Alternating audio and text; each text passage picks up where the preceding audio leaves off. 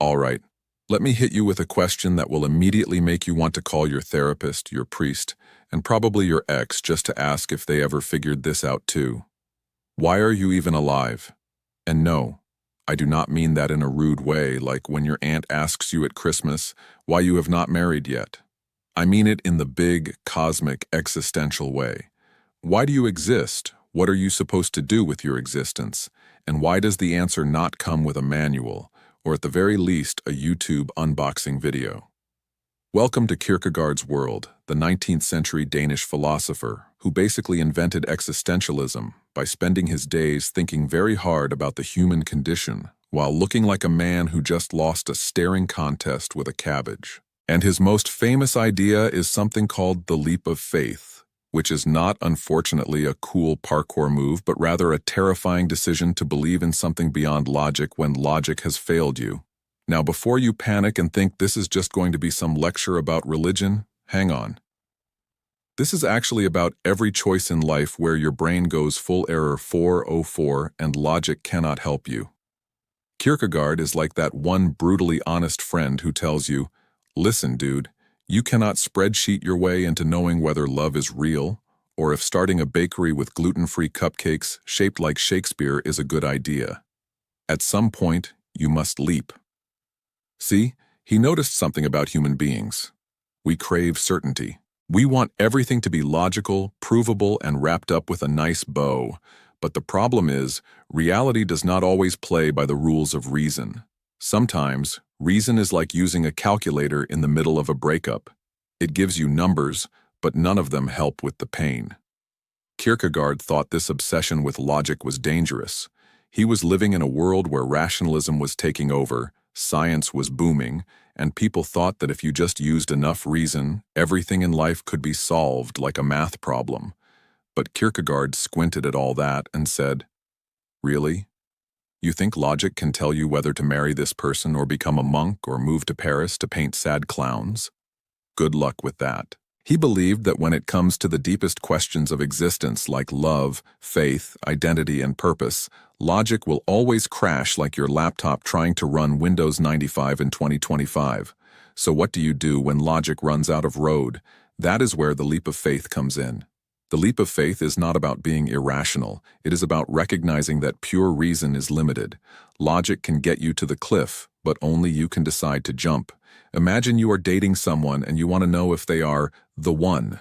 You can make lists, ask your friends, stalk their Instagram to see if they still like pictures of their ex. But at some point, you cannot logic your way to certainty. You just have to leap and say, "Yes, I will commit to this relationship," knowing it might end in a Netflix password custody battle. Kierkegaard called this kind of decision an existential choice. It is a choice that defines you, not just your schedule. And the reason it is so terrifying is that there is no guarantee. He thought human beings are stuck in what he called anxiety or dread, not because of spiders or tax audits, but because we realize we are free to choose without certainty. That freedom is both amazing and horrifying, like being given the keys to a Ferrari when you have only ever driven a shopping cart. Now let us get practical. How do you actually use this leap of faith idea without ending up in a cult or maxing out your credit card on NFTs of squirrels and business suits? Step 1. Understand where logic helps and where it does not. Logic can tell you how to assemble IKEA furniture, although even that is debatable. But it cannot tell you whether you should marry, have kids, or devote your life to teaching yoga to goats. Step 2. Recognize that waiting for certainty is a trap. If you keep waiting for all the evidence before making a big life choice, you will die of old age while still reading Amazon reviews. Step 3. Own your leap. Once you make that choice, you commit to it with everything you have, because the leap is what creates meaning. Kierkegaard would say that by making that leap, you actually define yourself. Let us make this even funnier and more relatable. Think about applying for your dream job. Logic says, well, you do not have all the qualifications, you will probably fail, and also you have spaghetti sauce on your shirt. But the leap of faith says, send the application anyway, because the worst that happens is rejection, and the best that happens is you get to sit in endless Zoom meetings, but with a better paycheck. Or consider having kids. No logical calculation can ever prepare you for being screamed at by a 2-year-old because you cut their toast into squares instead of triangles. That is a leap of faith. Or, take moving to a new country. Logic says, stay safe, stay home, avoid risk. But the leap of faith says, go explore, because otherwise you will always wonder what might have been. Researchers in psychology back this up. Studies show that people who take decisive leaps in areas of uncertainty, like career changes or major life commitments, often report higher levels of satisfaction later, even when the outcomes are not perfect. This is because committing to a path gives life coherence and meaning, while endlessly analyzing leads to paralysis and regret. In other words, Kierkegaard knew what modern science also knows. Overthinking makes you miserable. Action, even risky action, makes you alive. But here is the catch. Kierkegaard was not telling everyone to just leap into anything. He thought the ultimate leap of faith was believing in God, because that was the biggest existential question. For him, faith was absurd, not in a silly clown way, but in a deep, paradoxical way. He said, faith begins precisely where thinking leaves off. This was his way of saying, you cannot prove God with logic. You can only leap into belief. Now, you might not be religious, and that is fine. The point still applies to every massive life decision that cannot be solved by logic. Whether it is faith in God, faith in love, or faith in yourself, the leap is about embracing uncertainty with courage. Think about it like this. Logic is like Google Maps. It is great when the roads are clear and the destination is known, but sometimes you are driving in the middle of nowhere, the signal cuts out, and the map keeps spinning.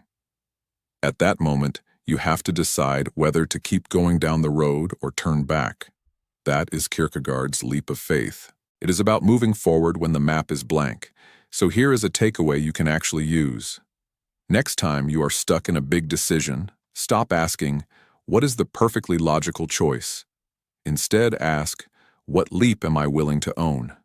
Because at the end of the day, it is not about making the right choice. It is about making your choice right by how you live it. That is what Kierkegaard meant when he said existence precedes essence.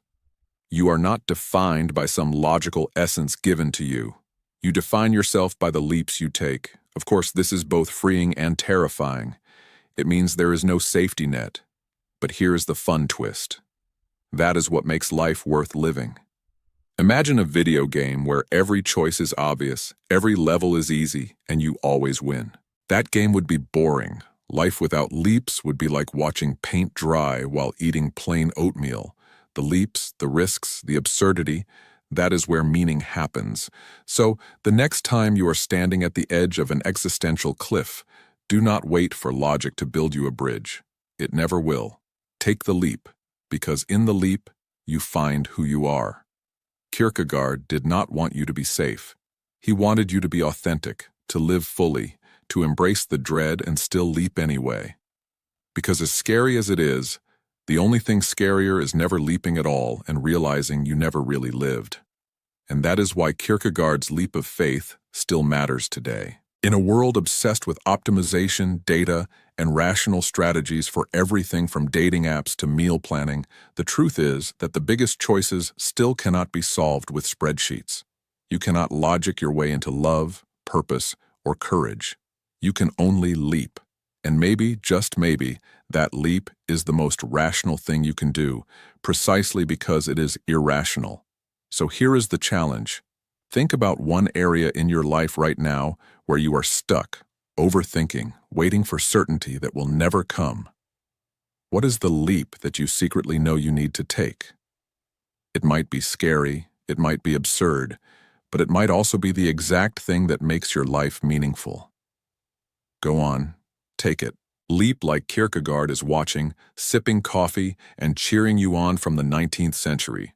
And that, my friends, is the absurdly wonderful, logic-defying, anxiety-inducing, life-giving leap of faith. If this made you laugh, cry, or at least realize that your IKEA bookshelf is not the most confusing thing in life, then make sure to leave a comment below. Tell us what leap you are thinking about taking. And if you enjoyed this wild ride into the genius and madness of human existence, then hit that subscribe button for XQ, quick, funny explanations, where we make complex ideas ridiculously simple and surprisingly hilarious, delivered at the speed of laughter.